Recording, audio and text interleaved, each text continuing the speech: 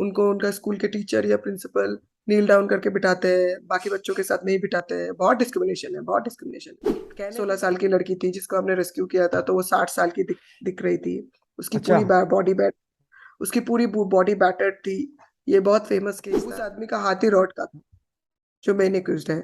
उस आदमी का हाथी रॉड का था बिकॉज ड्राइविंग करते करते उसका जो एक्चुअल हाथ है वो हाथ नहीं था। So he had an artificial hand जो कि रॉड का था। इंडिया में prostitution is illegally legal. There are thousands of red light areas in India.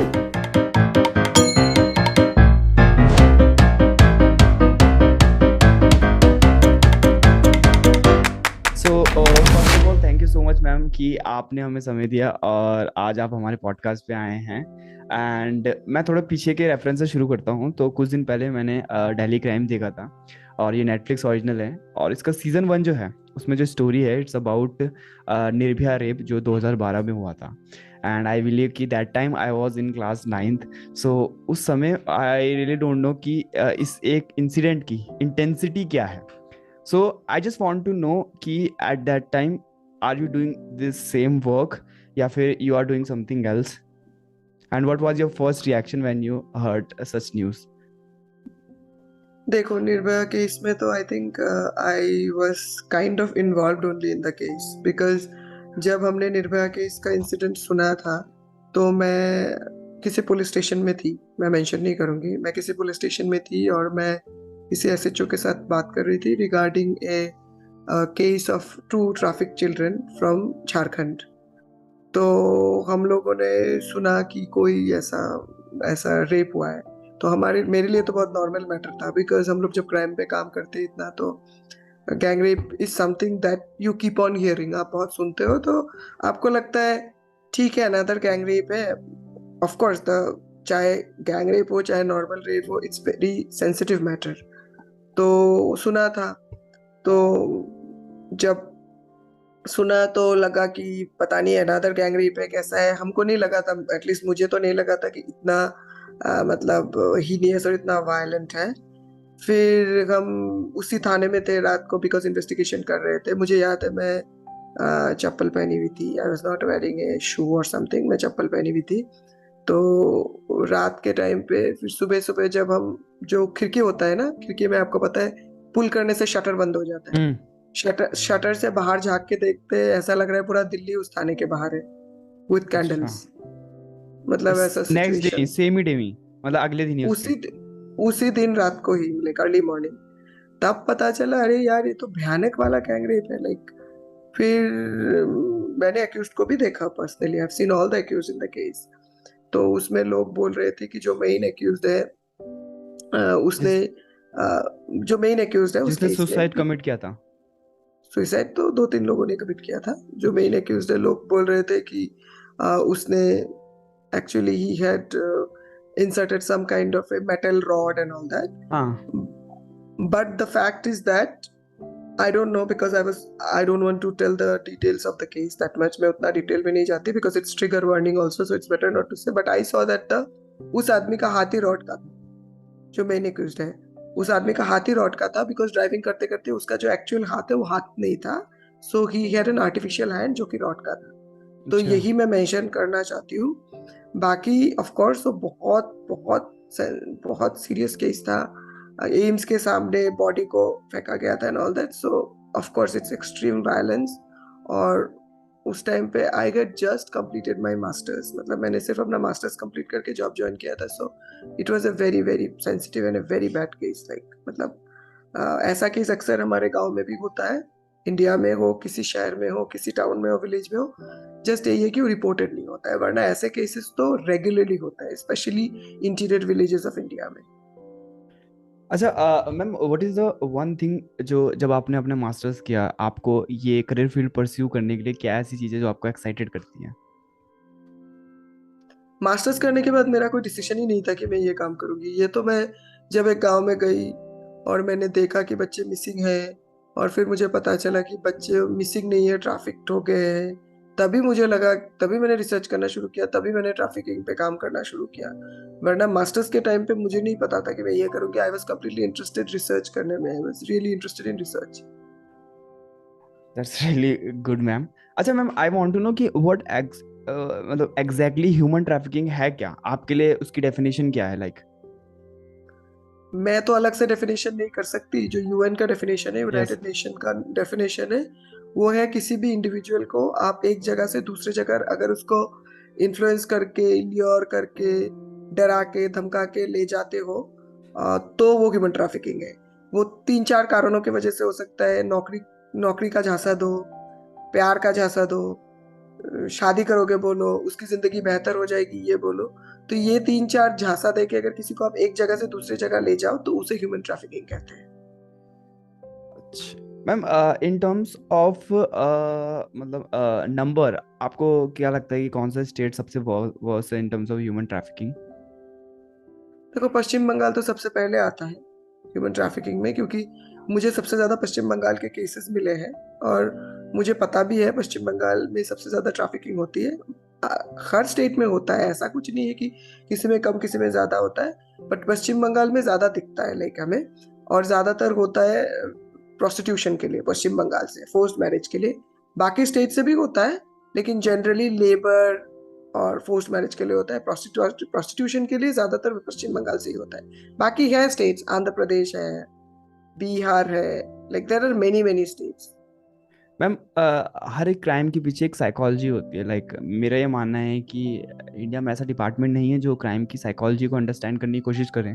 Because I believe कि कहीं ना कहीं अगर हम क्रिमिनल्स के पीछे के पास को खंगालने की कोशिश करें, we will come to know a story जहाँ से वो आदमी वैसा बना। और ये बहुत ही विजिबल है अगर आप फॉरेन कंट्रीज की एजेंसीज को देखें जो इस तरह की रिसर्च करते हैं। मैं आपसे पूछना चाहता हूँ कि कभी आप किसी भी इस तरह के जो इस केस में इंसिडेंट्स हैं, कल्प्रिट्स, उनसे मिले हों और आपने कुछ चीज़ नोटिस की हो कि why probably they do such kind of things? देखो, जहां तक notice, I am not a certified psychologist, तो मैं ये तो मेरे लिए ये कहना वुड बी रॉन्ग। बट ये है कि कोई क्रिमिनल डे वन से नहीं बनता, उसके पीछे बहुत कुछ कारण होता है। चाहे उसका, शायद उसका चाइल्डहुड में कुछ हुआ होगा, चाहे वो डिस्टर्ब फैमिली से आया होगा, उसने अपने घर में वायलेंस देखा होगा। कुछ ना कुछ तो कारण होता है। एक बहुत बड़ा कारण गरीबी भी है हमारे देश में, हम्म। जिसकी वजह से बहुत ज्यादा क्राइम बढ़ता है। गरीबी है और unequal distribution of wealth and income है, जिसकी वजह से मतलब जो पैसे वाले हैं और पैसे वाले बन रहे हैं, जो गरीब है और गरीब बन रहा है। तो बहुत सारे कारण है, इसको लेके आप स्पेसिफाई नहीं कर सकते कि कोई क्यों क्राइम करता है। उसके पीछे बहुत कारण हो सकते हैं। उसका विकृत मानसिकता हो सकता है, उसका बैकग्राउंड हो सकता है, उसके कुछ कंडीशंस हो सकते हैं। So there are multiple factors, ये कोई स्पेसिफाई नहीं कर सकता। और मैं कोई सर्टिफाइड साइकोलॉजिस्ट नहीं हूँ, या फिर मैंने बहुत सारे क्रिमिनल्स का साइकोलॉजी एनालिसिस नहीं किया है, कि साइकोमेट्रिक टेस्ट नहीं किया है कि मुझे पता हो कि और कैसे आपको लगता है क्या कि हो ऐसा सकता होना चाहिए ताकि maybe we will work on the root cause? है। हाँ, ऐसा होना चाहिए, लेकिन इंडिया में पहले क्रिमिनल्स पकड़ने के लिए पुलिस हो ना, उसके बाद ही हम ये सब सोच सकते हैं ना। ये तो नेक्स्ट लेवल है। पहले हम क्राइम को तो रोके, पहले हम क्राइम को रोकेंगे, क्रिमिनल्स को पकड़ेंगे, तभी जाके हम उनका साइकोमेट्रिक टेस्ट करेंगे। यहाँ पे तो इंडिया में तो 80% टाइम तो क्रिमिनल ही पकड़े नहीं जाते, तो क्या क्या बोलोगे आप? वो आपकी बात सही है मैम।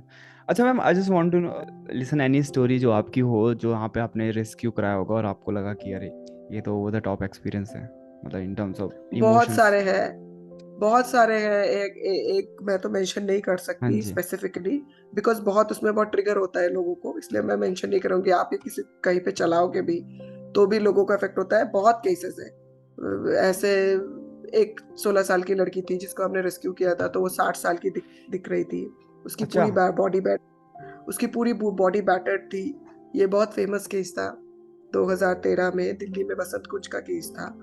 और इसमें बहुत हाई फाई, मतलब हाई प्रोफाइल कंपनी में काम करती थी एक लेडी। उन्होंने अपने घर में जो मेड है उसके साथ मतलब एक्सट्रीम लेवल का टॉर्चर एंड वायलेंस किया था।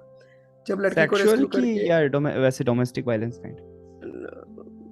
फिजिकल वायलेंस, मतलब बहुत ज्यादा, बट इतना ही फिजिकल वायलेंस था कि वो 60 साल की लेडी की तरह दिख रही थी।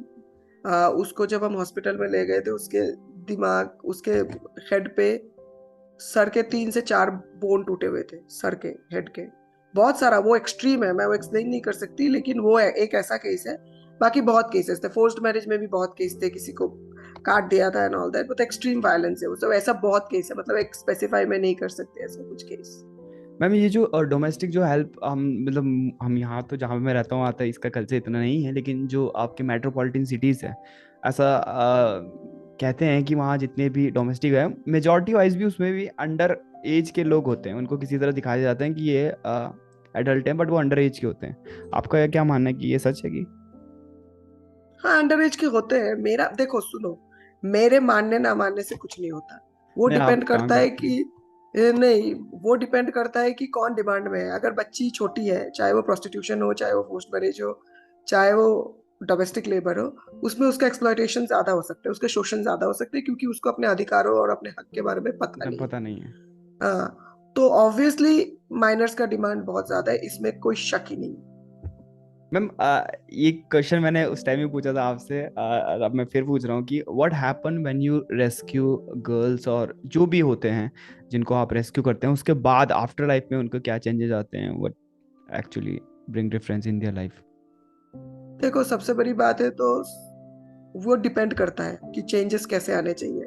मैक्सिमम फैमिली लड़कियों की शादी करा देते हैं, जिसके मैं कंप्लीटली अगेंस्ट हूँ, क्योंकि मुझे नहीं लगता कि आप किसी के ऊपर डिपेंडेंट है फिर से आप किसी के ऊपर डिपेंडेंट हो जाओगे, तो इस चीज के मैं अगेंस्ट हूँ। मुझे लगता है लड़कियों को एम्पावर करना चाहिए, किसी ना हाँ। किसी काम में डालना चाहिए, किसी ना किसी काम में डालना चाहिए, ताकि उनको जॉब मिल सके, उनका एम्पावरमेंट हो, तो ये मेरा मानना है। डू यू थिंक तो दैट तभी चेंज आएगा। हाँ do you think that after such kind of incidents society really accept them, या मतलब कहने को तो हम थोड़े ब्रॉड मेंटालिटी के अपने आप को दिखाने की कोशिश करते हैं बट इनसाइड वी ऑल किसी ना किसी फॉर्म में हिपोक्रेट हैं, so do you think that people really accept those people या उनको सही निगाहों से देखते होंगे? प्रोस्टिट्यूशन के सर्वाइवर्स को तो कभी नहीं, मैंने ऐसे भी बहुत सारे केसेस सुने हैं, मेरे ही सर्वाइवर्स हैं जिनको स्कूल में डाला था हमने रेस्क्यू करने के बाद, उनको उनका स्कूल के टीचर या प्रिंसिपल नील डाउन करके बिठाते हैं, बाकी बच्चों के साथ नहीं बिठाते हैं। बहुत डिस्क्रिमिनेशन है, बहुत डिस्क्रिमिनेशन। कहने के लिए हम लोग सब प्रोग्रेसिव है, डेवलप्ड है, बट फ्रैंकली नहीं है हम लोग, सिर्फ दिखावे के लिए हम लोग हैं। मैम आप तो काफ़ी सारी एनजीओज के साथ भी काम करती होंगी और इंडिविजुअल लेवल पे भी करती होंगी। गवर्नमेंट का कितना सपोर्ट रहता है इन सब चीज़ों के लिए, और क्या गवर्नमेंट वाकई में केयर करती है? क्या उनके लिए वाकई में ये एक मुद्दा है बड़ा कि ह्यूमन ट्रैफिकिंग रुकना चाहिए, या फिर just like we all talk about environment बच, पर मुझे नहीं लगता है कि environment is actually a main concern for many people, specially middle class के जिनकी लाइफ में इतने सारे प्रॉब्लम्स पहले से ही रहते हैं। In fact not for the government, वो सिर्फ दिखाने के लिए हो सकता है कि अरे हमें कुछ करना है, बट अगर आप ऑफ कैमरा भी उनसे डिस्कस करेंगे तो they will, I don't think so they are much interested on all those things. तो I just want to know कि आपको क्या लगता है कि government really want to stop all this, या they really care about human trafficking? देखो government क्या है, गवर्नमेंट तो हम ही है ना, हमने ही तो गवर्नमेंट बनाया है। तो हम कैसे कह सकते हैं कि गवर्नमेंट केयर नहीं करती? गवर्नमेंट क्या क्या करेगी? It's not possible for government to do everything. हम सिटीजन्स कितने अवेयर हैं? हमको क्या ह्यूमन ट्रैफिकिंग रोकनी है? हम खुद ही केयर नहीं करते, हम कैसे गवर्नमेंट को ब्लेम कर सकते हैं? लाइक आपने एनवायरनमेंट का भी बात बोला है, हाँ जी। हम लोग में से कितने नहीं वो लोग आपकी बात केयरफुल सही है। है अबाउट एनवायरनमेंट? अभी गवर्नमेंट की बात बोलूं तो गवर्नमेंट के बिना हम काम भी नहीं कर सकते। हम गवर्नमेंट लोग गवर्नमेंट पे पॉइंट आउट कर सकते हैं, लेकिन आप बताओ, मैं जब रेड करने जाती हूँ किसी कोठे में, किसी घर में, या किसी के दुकान में, मुझे तो पुलिस का सपोर्ट लेना पड़ेगा ना, हाँ मुझे क्या वो ऑथराइजेशन है? हाँ वो तो आपकी मैं बात सही कैसे है। बोल हाँ, तो मैं कैसे बोल सकती हूँ गवर्नमेंट मेरी सपोर्ट नहीं करती? क्योंकि जब मैं पुलिस के साथ पास जाती हूँ, पुलिस मेरे साथ जाती है। ठीक है, तो ऑफ कोर्स गवर्नमेंट मेरी सपोर्ट करती है, लेकिन गवर्नमेंट के पास रिसोर्सेज भी तो होने चाहिए। हमारा दिल्ली क्राइम में भी, I don't know if you have seen that, हमारा पुलिस इज अंडर स्टाफ्ड। हाँ पुलिस नहीं है इसलिए हमारे ऊपर पास। से इतना प्रेशर रहता है। प्रेशर, और सारी पुलिस अरेंजमेंट, ड्यूटी, वीआईपी, इन सब में बिजी रहती है। तो पॉसिबल ऐसा है क्या? सो मुझे नहीं लगता कि ये कहना सही है कि गवर्नमेंट सपोर्ट नहीं करती। ऑफ कोर्स गवर्नमेंट सपोर्ट करती है, लेकिन हम कितने अलर्ट है ये देखना पड़ेगा, हम कितने एक्टिव है। आई थिंक हम नहीं है। वी द सिटीजन्स, आपने भारत का संविधान तो पढ़ा है ना, बी आर अम्बेडकर का, बाबा राव अम्बेडकर का। उसमें पहला लाइन पढ़ लेना, we the people of India. उसमें सब हम लोगों की बातें हैं। हम हमारे कंट्री में यही प्रॉब्लम है कि हमको जब तक हमारी चीज नहीं होती ना, मेरी, हाँ तब तो जी, घंटा ही फर्क नहीं पड़ता।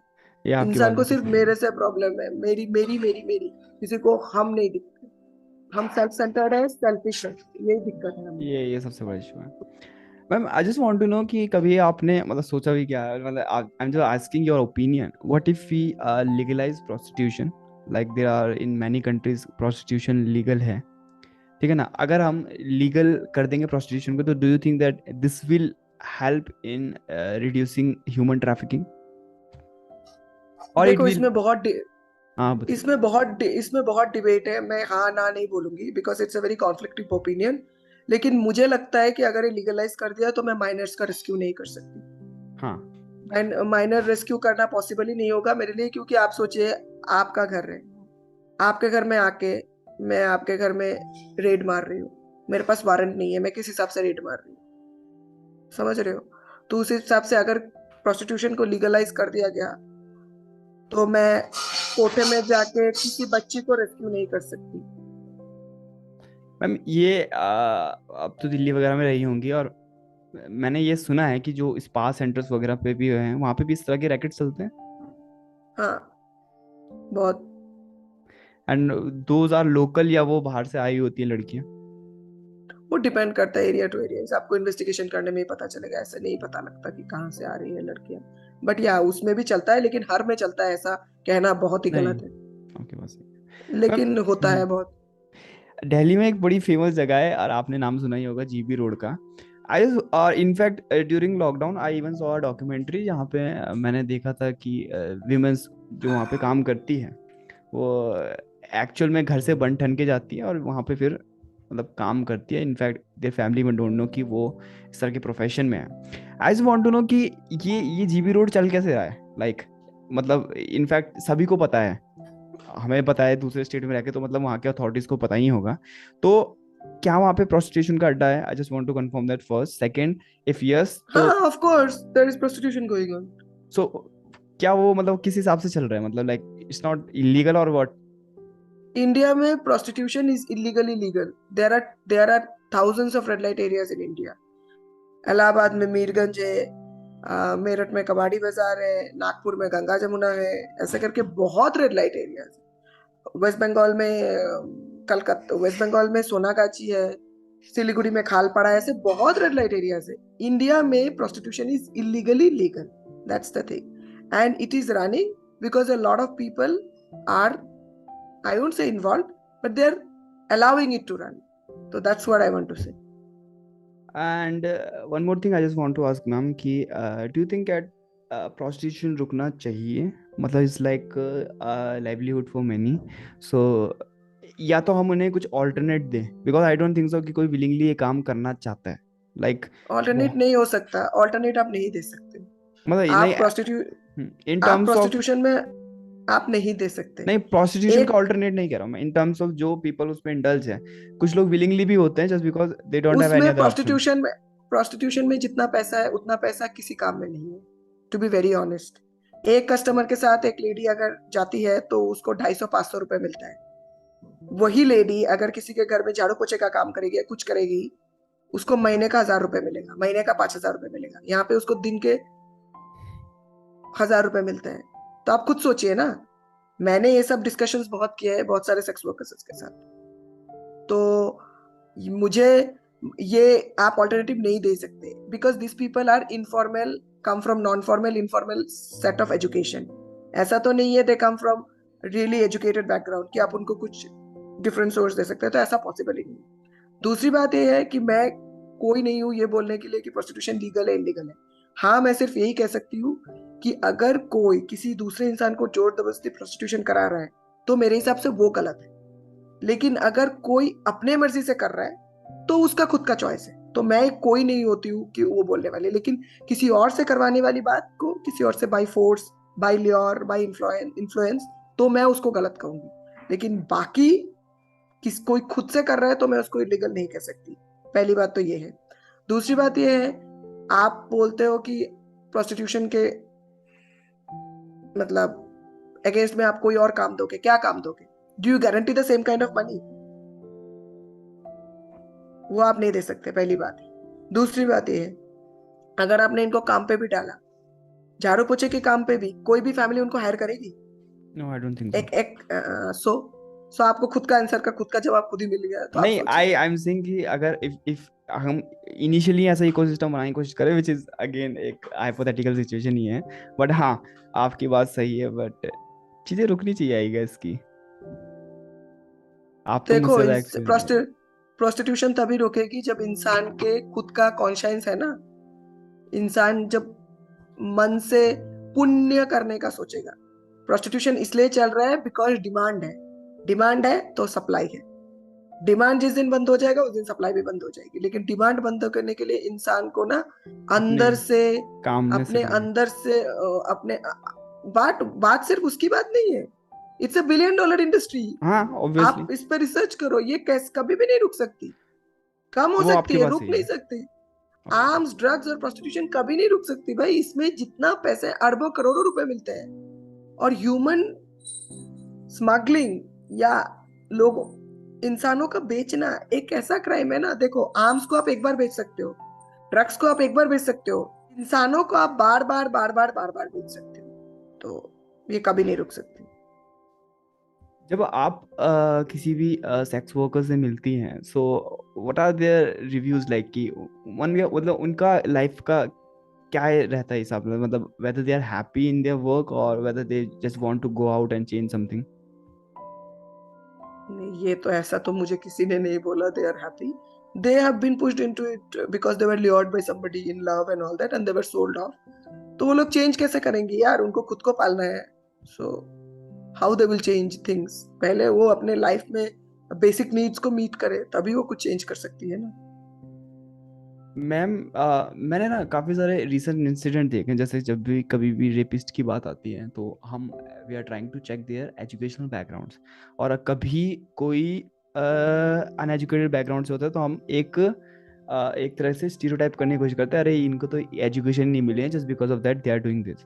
बट जो हाई प्रोफाइल केसेस होते हैं उसको क्यों दबाया जाता है इस लाइक कि, और वो भी कभी कभार जब मैंने देखा माइनर्स के साथ ही, आई गेस कुछ टाइम पहले मैंने एक सुना था कि कुछ स्कूल के लड़कों ने अपने साथ की लड़की का ही गैंग रेप किया था, बट मेरे को लगा नहीं कि वो उतना उछला जितना एक्चुअल में उसको हाईलाइट किया जाना चाहिए। तो ये जो डिस्क्रिमिनेशन है, और क्योंकि रेप मेरे ख्याल से ये है कि हर सेकंड में, हर सेकंड तो ज़्यादा हो गया कि हर दिन किसी ना किसी का हो ही रहा है, इंडिया में क्या ग्लोबली कहीं ना होता है। तो डू यू थिंक दैट कि हर एक चीज़ को इक्वल प्रायोरिटी दे पाना पॉसिबल नहीं है, या फिर कैसा है आपके हिसाब से? देखो, ये क्वेश्चन का आंसर मैं नहीं दे सकती, ये तो पुलिस ही दे सकता है। बिकॉज डिपेंड करता है। इट्स अ मानसिकता, it's a mentality to do rape. And as far as people are concern, there is no age, class, caste involved. Everybody who has this विकृत mentality wants to do rape.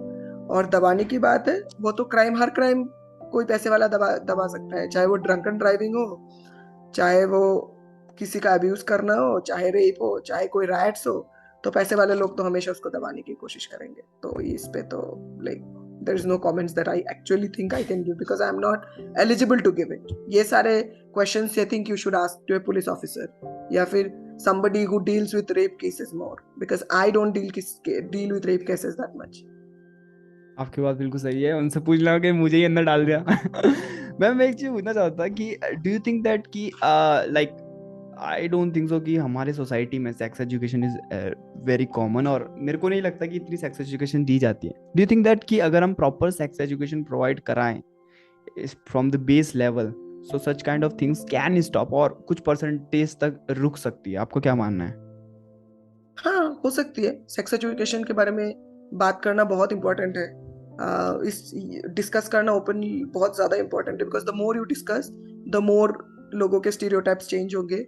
लोग गलत गलत source से information नहीं collect करेंगे। So definitely इसका education कराना बहुत जरूरी है। मैं एक और चीज़ पूछना चाहता हूँ कि आप तो काफ़ी समय से काम कर रही है इसमें, so when you entered into this field, obviously ये एक रोलर कोस्टर इमोशंस की राइड की तरह होगा, बिकॉज नॉर्मल लाइफ में वी आर नॉट है ना really go deep into such kind of things, like मैं इतना ज़्यादा नहीं घुसता इन सब चीज़ों पे, मतलब मैं इतना नहीं कर सकता इंडिविजुअल लेवल पे, लेकिन आप, you are associated with the NGOs and all. I just want to ask you कि क्या जब आप इसमें आई, आपको लगा कि आप एज अ पर्सन भी कुछ हद तक इवॉल्व हुए, या फिर आपको किसी पर्टिकुलर चीज को देखने का नजरिया बदला लाइफ के, या फिर किसी भी चीज का? हाँ, वो तो नहीं कहूंगी पूरा नजरिया बदला, बट या हम क्राइम देखते देखते इतना हैबिचुएटेड हो जाते हैं कि एक इमोशनल साइड हमारा थोड़ा धीरे धीरे खत्म हो जाता है। सो ऑफ कोर्स ये तो है, बट हाँ, आपको बहुत सारी चीजें पता चलती है, बहुत किस तरह क्राइम होता है, क्या होता है। आपको ये भी पता चलती है कि आप सिर्फ पुलिस को ब्लेम नहीं कर सकते, there are multiple other factors also. So बहुत सारी चीजें पता हो चलती है। ऑफ कोर्स नजरिया चेंज वो डिपेंड करता है इंसान टू इंसान, क्या नजरिया होता है। बट देन या सीखने के लिए बहुत कुछ है, बहुत कुछ सीख सकते हो, बहुत कुछ जान सकते हो। So definitely ma'am whenever you go out for seminar and all, like किसी भी institution या other जगह पे, what is the one thing you tell those students या those audience की ये चीज़ है, मतलब कोई ऐसा experience होता है जो आप लोगों को बताती हैं? ऐसे एक्सपीरियंस नहीं बताती, मैं सिर्फ लोगों को बोलती हूँ कि थोड़ा इंसान बनो। जागरूक, नहीं, थोड़ा जागरूक रहो, चीज़ों के बारे में थोड़ा रिस्पॉन्सिबल हो। हम बोलते हैं कि हम डेमोक्रेटिक कंट्री के, हम गणतंत्र है, हम चेंज करेंगे, लेकिन बोलने से तो नहीं होता है, कितना एफर्ट डालते हो चेंज करने के लिए, वो मैटर करता है। और थोड़ा अलर्ट रहने की ज़रूरत है।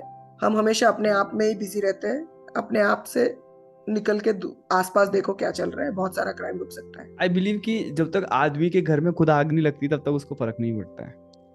So that's what I want to say कि तभी। आपको इधर उधर थोड़ा देखने चाहिए, इतने ही खुद पे मगन मत रहो। You are really right. So I just want to, the last question I just want to ask you is that कि आप optimistic है कि कुछ बदलाव आ सकता है in this whole scene like rape stop वगैरह, या फिर in what way? मतलब आप इतने लोगों से मिल चुके हो, आपको लग रहा है कि कुछ समाज में इम्प्रूवमेंट आ रहा है, क्योंकि आप तो ग्राउंड लेवल पे वर्क करती हैं ज़्यादा। देखो, मेरे ऑप्टिमिज्म होने से कुछ हो नहीं, नहीं फिर होगा। भी। लोगों को अपना मेंटालिटी चेंज करना पड़ेगा। जहां तक रेप की बात है, it's something that people need to change their mentality, people need to change their outlook, only then can this whole thing of rape and all this come to a decrease, खत्म होना। आई won't से बहुत बड़ी statement है, मैं वो नहीं कहूंगी, नहीं, खत्म लेकिन होना। हाँ, चेंजेस आए हैं। रिपोर्टिंग ज्यादा हो रही है, पहले रिपोर्टिंग नहीं होती थी, तो चेंजेस तो आए हैं।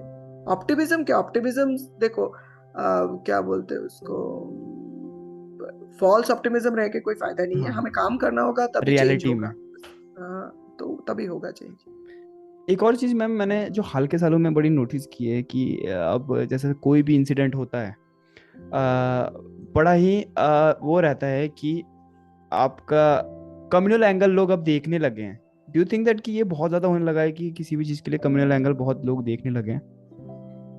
वो देखो, ये कंट्री टू कंट्री डिपेंड करता है। This is something a very political topic, इसमें मैं नहीं जाना चाहती, बिकॉज ये हर कंट्री पे डिपेंड करता है कि लोग चीज को कितना कलर करके कैसे पेश करना चाहते हैं। ऑफ कोर्स इंडिया में अभी सिचुएशन थोड़ा वॉलेटाइल है, सो एक कम्युनिटी को, माइनॉरिटीज को टारगेट किया जाता है, जो कि सही, जो कि गलत नहीं। है, जो कि सही नहीं है। But yeah that's how things are progressing. तो इसमें आई डोंट थिंक मैं कुछ कमेंट कर सकती हूँ, बिकॉज मैं एक्टिविस्ट पर्सन, और इसमें मेरा कमेंट करना भी बहुत गलत होगा। So that I would abstain, मतलब मैं नहीं बोलूंगी उस बारे में। So ma'am, before wrapping up I just want to ask you कि दैट आर यू हैप्पी जो आप ये कॉज के लिए स्टैंड लिया है, या जो भी आपने सोचा है इसके लिए? And second thing, before wrapping up, would you like to add anything else? देखो, हैप्पी का तो बात नहीं, this is what I choose to do. अब happy, this is not something very good that one should be happy about, कि इस तरह का नहीं नहीं, चीजें ऑफ हो कोर्स। रहा है। So it's I what I choose to do. So of course I want to do this, ये मेरा पैशन है, तो मैं ये करती हूँ, ये पहली बात है। और दूसरी बात है, मैं मैसेज क्या देना चाहूंगी, मैं सबको ये बोलना चाहूंगी, थोड़ा खुद के कान आंखों को खुले रखो। खुद पे इतना मगन मत रहो कि सिर्फ खुद ही के बारे में सोचते रहो। थोड़ा अलर्ट रहोगे तो बहुत क्राइम रोक सकते हो। आपके अलर्टनेस से ही बहुत कुछ मैटर कर सकते हैं, सिर्फ खासकर जो सरकार सर डोमेस्टिक वाले जो होते हैं, क्योंकि डोमेस्टिक नहीं, फॉर एवरीथिंग बी अलर्ट। थोड़ा पढ़ो, थोड़ा आसपास देखो, सारा टाइम फोन पे मत घुसे रहो, अपने फैमिलीज के साथ टाइम स्पेंड करो। इतना फोन पे घुसे रहते हो कि आपको पता ही नहीं चलता क्या सही है गलत है। तो मैं तो वही कहूंगी कि थोड़ा अलर्ट रहने से तो बहुत सारे क्राइम्स को हम रोक सकते हैं। मैम एक लास्ट क्वेश्चन में, before I end this, I just want to ask you that कि दिल्ली जो एक जगह है, दिल्ली या मुंबई जो ऐसी जगह है जहाँ पे डिफरेंट डिफरेंट स्टेट्स के लोग आके रहते हैं, so do you think that क्योंकि वहाँ पे एक वेरिएशन हो जाता है, just because of that crime भी थोड़ा वहाँ पे ज्यादा होने लग जाता है? दैट्स देखो, ऐसी बात नहीं है, बॉम्बे में इतना क्राइम नहीं होता। I been in sure. Bombay, but Delhi में ज्यादा है, because of multiple factors. Delhi is capital city, Delhi ज्यादा प्रोजेक्टेड है, दिल्ली में हर जगह से ज्यादा लोग आते हैं, तो ये तो मैं ये नहीं कह सकती कि लोगों के वजह से ये सब होता है, बिकॉज इसके लिए आपके पास पुख्ता रिपोर्ट भी तो होने चाहिए ना। आप ऐसे रैंडमली ऑन कैमरा तो कुछ भी नहीं कह सकते ना, आपके पास प्रूफ भी होना चाहिए ना। सो ये तो इंसान पे भी डिपेंड करता है, रिपोर्टिंग पे भी डिपेंड करता है, बहुत सारे मैटर्स है, मुझे ऐसा लगता है। मैम अच्छा, एक last one more question is that कि मैंने देखा है कि आजकल ना फॉल्स क्लेम का कल्चर भी बढ़ने लगा है। लाइक काफी सारे लड़कियां या औरतें ऐसी हैं जो फॉल्स क्लेम भी कर देती हैं पुरुषों के ऊपर, और जस्ट बिकॉज इतनी ज्यादा जो है अब लोग एग्रेसिव होने लगे इस चीज के ऊपर कि इफ समवन से लाइक गर्ल या फिर जो भी औरतें कहती है तो वो जल्दी बिलीव कर देते हैं। और कई बार तो एक्शन के रिपल्शन में जो आता है वो आता है कि या तो मॉब लिंचिंग भी हो जाती है उस वजह से या कुछ है। तो क्या ये चीज भी आप देख रहे हैं कि इस तरह के फॉल्स क्लेम्स भी उठने लग रहे हैं बहुत ज्यादा? आपका क्या एनालिसिस है इस चीज के बारे में? देखो, मेरे पास तो अभी तक ऐसा कुछ नहीं आया है जहाँ पे कोई फॉल्स क्लेम आया है, तो मैं इस बारे में इसलिए इस बारे में कुछ बोलना नहीं चाहूंगी, क्योंकि मेरे पास ऐसा कभी आया नहीं है। मैं I am a very practical and realistic person. ये सब जो बोलते हैं ना सनसनीखेज, और इसके लिए मैं कुछ नहीं, कमेंट करती भी नहीं हूँ और इन्वॉल्व भी नहीं होती हूँ इसमें। चलिए मैम, आपने अपना बहुत कीमती समय दिया और काफ़ी दिन से पेंडिंग था, so thank you so much for joining the show and I hope कि आने वाले समय पे चीज़ें बदले, अच्छी हो, औरों की लाइफ में भी है, प्रोस्टिट्यूशन जितना कम हो सके उतना कम हो, एंड पीपल बिकम अवेयर अपने आसपास के सर्कमस्टेंसेस और इंसिडेंट्स के बारे में। और आप जैसे लोग तो काम कर ही रहे हो ग्राउंड पे, सो आई होप कि वन डे कुछ चेंज तो आए, एटलीस्ट 1% ही आए, विच इज़ बहुत बड़ी बात होती है वो भी मैम। हाँ, वो तो चेंज आएगा, काम जब कर रहे हैं तो आएगा, देखते हैं, बट अच्छी बात है। Thank you, it was nice talking to you, and I think definitely change will come. And as far as I am concern, मैं थोड़ा प्रैक्टिकल और रियलिस्टिक बातें बोलती हूँ, बिकॉज देखो मैं ऑन ग्राउंड में काम करती हूँ। हाँ जी। मैं जर्नलिस्ट वाला जो कॉन्सेप्ट है ना, चीजों को बढ़ा बढ़ा के बोलने वाली, I am hmm. Not at all like that. मैं एक्टिविस्ट हूँ, तो मुझे वही रहना ही बेटर है। और just because media is interested या कोई शो देख रहा है या हमारा इंटरव्यू सुन रहा है, इसके लिए इसको थोड़ा मसालेदार बनाने के लिए कुछ भी तो कहना नहीं नहीं, वो बहुत ही आपकी गलत बात है, सही, तो क्योंकि मैं ये एक वही रिस्पॉन्सिबल बात। वर्क है। हाँ, सो वही है। चलो, thank you so much. Thank you so much ma'am, और उम्मीद करेंगे फिर कभी हम एक बार 1-on-1 भी मिले तो और अच्छा रहेगा फिर। चलो ठीक है, okay, thank you so much ma'am. Bye.